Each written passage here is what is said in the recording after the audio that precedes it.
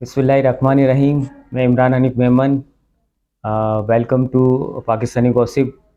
जैसे कि मैंने आपको कहा था कि हमारे एक मेहमान आने वाले हैं। आज ये मेहमान हमारे सामने आए। ये किसी तारीफ जो है जितनी की कहे उतने कम है। अहमद पीरज़ादा।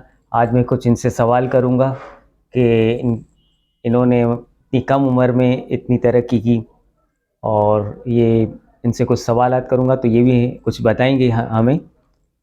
अहमद साहब, मैं पहला सवाल तो आपको ये करूँगा सोशल वर्क के हवाले से कि इतनी कम उम्र के अंदर आपने सोशल वर्क का जो ये काम स्टार्ट किया, मतलब ये कैसे आपके जहन में आया, कैसे ख्याल आया कि मैं ये सोशल वर्क करूँ?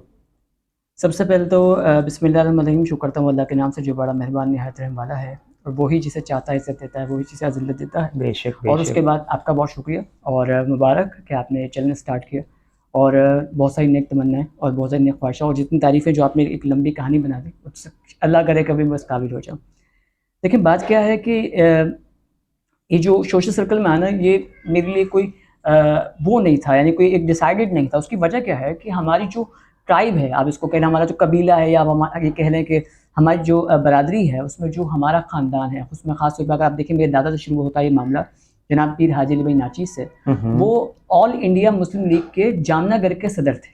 अच्छा, हाँ, तो माशाल्लाह। और उसी दौरान जब वो आज़ादी की तहरीक चल रही थी, तो वो जामनगर में गिरफ़्तार भी हुए, और वहाँ के जाम की तरफ से फिर उसके बाद जो कायदे काठियावाड़ उस्मानी सभी मेमन हैं, उन्होंने उनके केस को देखा, वो फिर भी रिहाई हो सके, तो कायद-ए-आज़म मोहम्मद अली जिन्ना, जो कि बानी पाकिस्तान है, उन्होंने इस केस में खुद इंटरेस्ट लिया ज़ाती तौर पे, और उसके बाद जो है मेरे दादा को रिहाई मिली। तो फिर उसके बाद ये मामला आया मेरे वालिद साहब के पास, पीर हाजी अली भाई अब्दुल कादिर नाचीज़ के ऊपर। उन्होंने सोशल वर्क किया, हमारी खिदमत की, जाम मसले देके आवाज़ उठाई, और उसके बाद ऑटोमेटिकली ये मामला हमारे पास आया। तो यानी ये आपके दादा के, मैं ये समझूंगा कि दादा के दौर से ये चलता हुआ हाँ, आ रहा है, ये तो असल में इसीलिए आपका एक ब्लड में है। जज्बा, यानी हाँ, दादा, फिर हाँ, वालिद साहब, हाँ, फिर हाँ, आप जज्बा, यानी इंशाल्लाह हाँ। आपकी भी जो आने वाली नस्ल वो भी चलती रहेगी। ये असल में हमारे लिए एक विरासत है। जी जी। जैसे लोग अपनी विरासत में पैसा छोड़ते हैं, जायदाद छोड़ते हैं, हमारे यहाँ विरासत में इज्जत और नाम छोड़ा जाता है, रिस्पेक्ट में। और हमें एक मसला यह है कि जिस तरह एक बिजनेसमैन के लिए प्रॉब्लम होती है कि उसको जो विरासत में कारोबार मिला होता है, उसकी कोशिश होती है कि उसको आगे बढ़ाए, लेकिन कम से कम होने ना दे, उस पर कोई आँच आने ना दे। ये बहुत बड़ी जिम्मेदारी होती है। तो इसलिए इस रिस्पेक्ट में कोशिश तो हम करते हैं, जो आने वाली जो अब की जो पीढ़ी है, कि वो जिस तरीके से हमारे आबाव चलाया, हम भी इसको आगे कंटिन्यू करें। बाकी अल्लाह अल्लाह खैर अल्लाह, कोशिश हमारी है, कामयाबी उसकी है। बस मैं व्यूवर्स यही कहूँगा कि देखिए, इतनी छोटी सी उम्र में इन्होंने इतना सोशल वर्क किया, और अभी भी इनका आप जज्बा देख रहे हैं कि वो अभी भी इतनी आगे तक उनको विचारे कि हम और अच्छा काम करें। तो मैं यही कहूँगा कि इनसे हमें कुछ सीखना चाहिए। आप लोगों का यही पैगाम होगा कि आप भी अपने बच्चों को, मतलब सोशल वर्क, और अभी जो हमारे माशरे में जो हो रहा है आप देख रहे हैं, तो हमें ऐसे लोगों की बहुत ज़रूरत होती है। अगर ऐसे लोग आगे ना आए तो क्या है, हमारा हौसला पसपा हो जाता है। तो हमें, इसीलिए मैं ले आया ताकि ये कुछ हौसला अफजाई करें अहमद साहब, और हमें बताएं। इन्होंने बताया कि मैंने क्यों सोशल वर्क किया, क्योंकि एक होता है ना, घर से ही होता है कि भाई दादा परदादा, और ये क्या नाम है, वालिद साहब, और इनको, और इंशाल्लाह ये आगे भी इस तरीके से चलते रहेंगे। तो हमारे लिए भी यही पैगाम है। और हमारे व्यूवर्स को आप क्या कहना चाहेंगे, क्या पैगाम देना चाहेंगे? देखिए, ये तो हकीकत है कि सोशल सर्कल का जो एक फिनोमिना है कराची में, वो बहुत ज़्यादा चढ़ के बोलता है। एक ख़ास बात मैं आपको बता देता हूँ कि पूरे पाकिस्तान की जितनी भी अहम सोशल तंजीमें हैं, वो कराची से हैं। बिल्कुल एहतिसाब, सही। जेडीसी, बिल्कुल सैलानी, बिल्कुल। बड़े जो सबसे टॉप पोस्ट जो नाम है, वो कराची से। और इसका एक फ़ायदा भी हुआ, और एक हमारे पास नेगेटिविटी भी है। नेगेटिविटी क्या है कि हमने हर गली कूचे के अंदर एक अलग-अलग छोटी-छोटी तंजीम बना ली। तंजीम बना पहले ली, बिल्कुल हमारे सही कह रहे हैं। काम एक करने वाला होता था, और उसके साथ सब जुड़ जाते थे। सब जुड़ जाते थे, अब क्या सही है। होता है कि काम एक होता है, लेकिन 10 बंदे तोड़ के अपने सिस्टम में कर रहे होते हैं। सही हमें है। यूनिटी की ज़रूरत है। पहले जैसे तसाफ़ुल तंज़ीम में आप क्या देखें कि पहले बड़े-बड़े अखबार हुआ करते, प्रिंट मीडिया की वैल्यू थी, बड़े अखबार थे।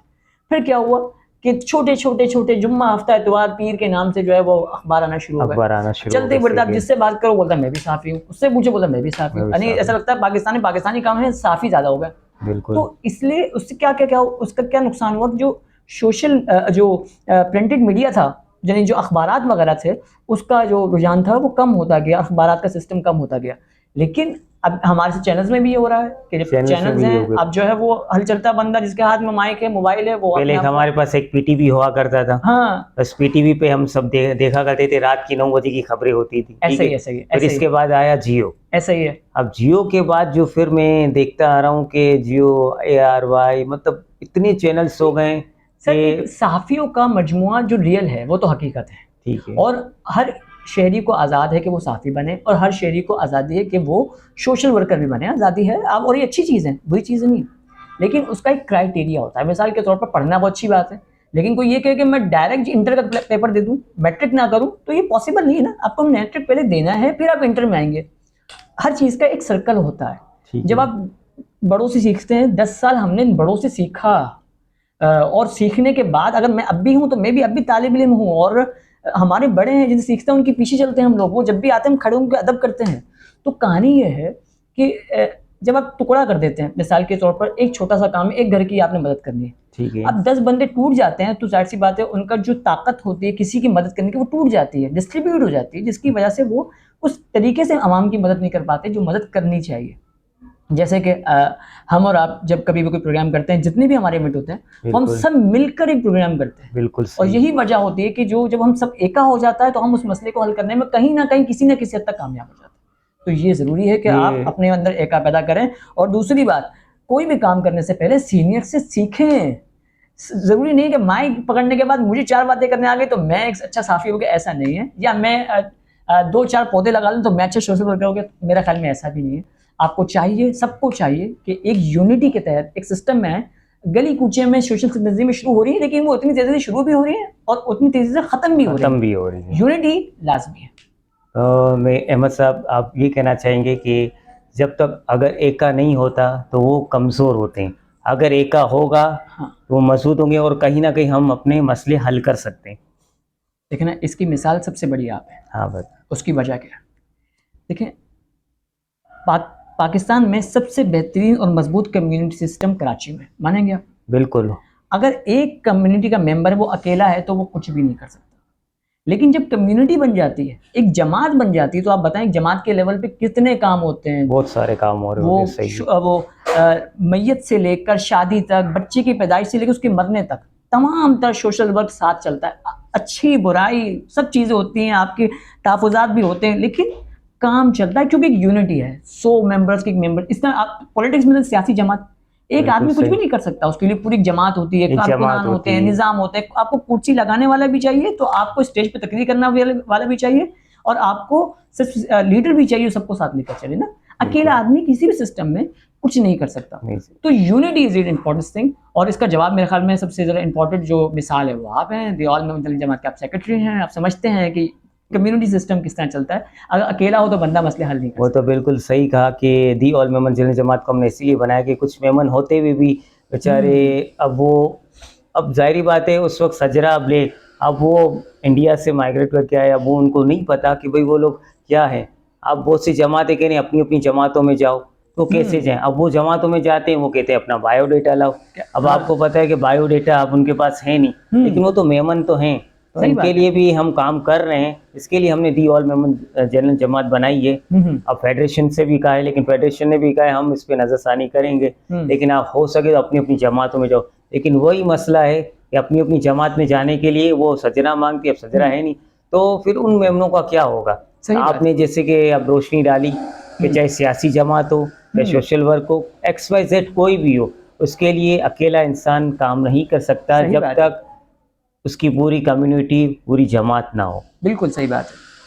تو ویور صاحب نے دیکھا جو سوشل ورک کے حوالے سے احمد صاحب نے بھی کافی روشنی ڈالی, ہر ایک کمیونٹی کے حوالے سے بھی انہوں نے کافی روشنی ڈالی, کافی چیزیں بتائیں. تو آپ سے میں یہی کہوں گا کہ آپ بھی اس پہ کچھ ہمیں کمنٹس کریں, ہمیں بتائیں, اور ویڈیو کیسی لگی, اور سبسکرائب اور لائک کیجیے. ٹھیک ہے, شکریہ.